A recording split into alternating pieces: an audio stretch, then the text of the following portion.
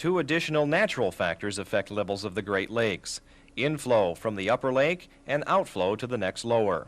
Michigan and Huron get their water from Lake Superior through the St. Mary's River, which flows out via the St. Clair River near Detroit.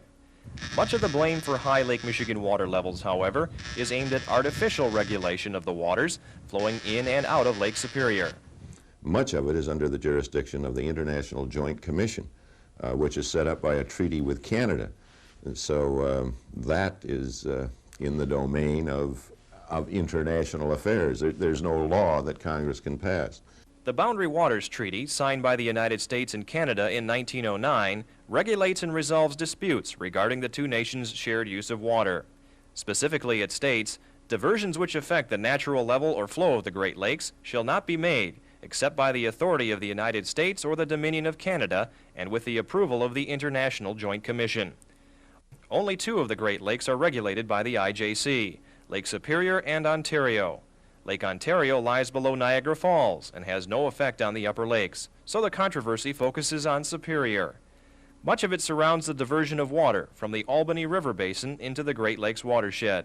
In 1939 and 1943, Canada built two diversion dams with consent from the Roosevelt administration, suggesting that more hydroelectric power might be needed to defeat Hitler's Germany.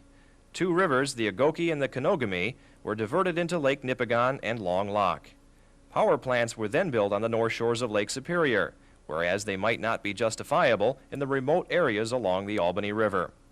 The added water raises Lake Superior by 2.5 inches, Lakes Michigan and Huron by 4.5. The rest of the debate zeroes in on the IJC's regulation of Lake Superior's outflow. Since 1916, the Commission has modified the rules several times to obtain improved conditions on the lakes. Currently, Plan 1977, which was generated in large part to high levels in the 70s, is used to determine the outflow from Lake Superior.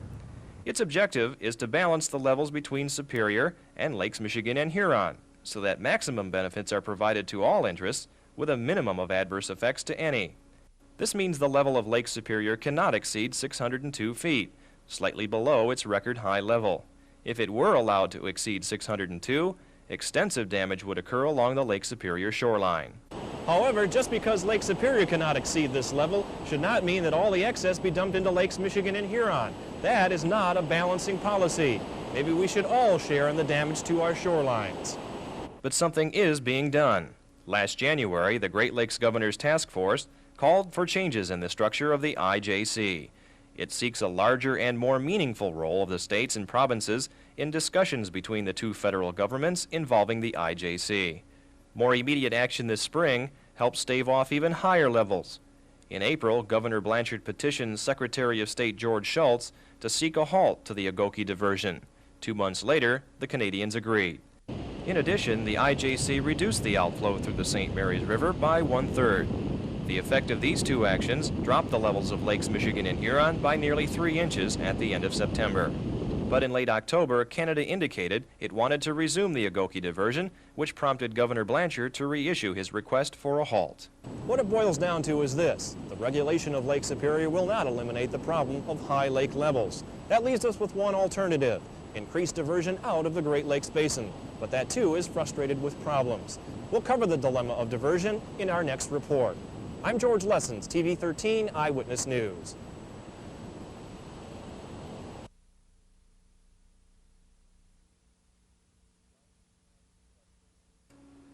This is the Rising Tides of Frustration Part 3 for December 18th, and it's a Lessons package.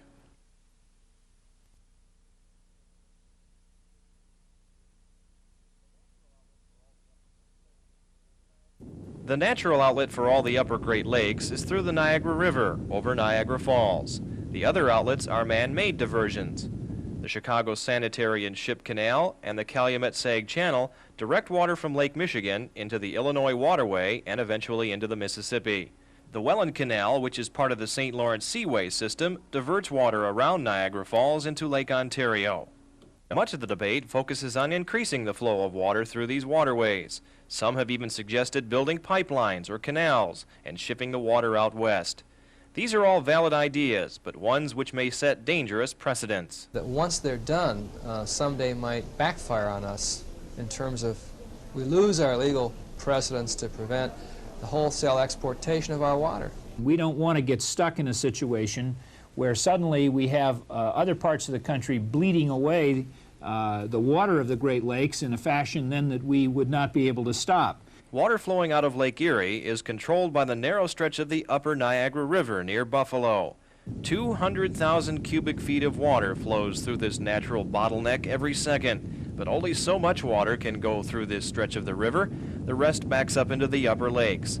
Some have suggested deepening this 5-mile section to increase its capacity, but a study conducted by the International Joint Commission concluded that increasing the flow without the ability to restrict that outflow when needed in times of low water levels would cause immeasurable harm to navigation on the lakes. Nevertheless, on November 12th, Michigan's 18 congressmen petitioned Secretary of State George Shultz, asking that he enlist Canadian support for a new study of how Lake Erie's levels could be regulated, perhaps by even building an additional diversion canal around Niagara Falls. But that would take years. Some minor regulation of the Welland Canal is possible, but the flow cannot change much from the 9,400 cubic feet per second without a major impact on navigation.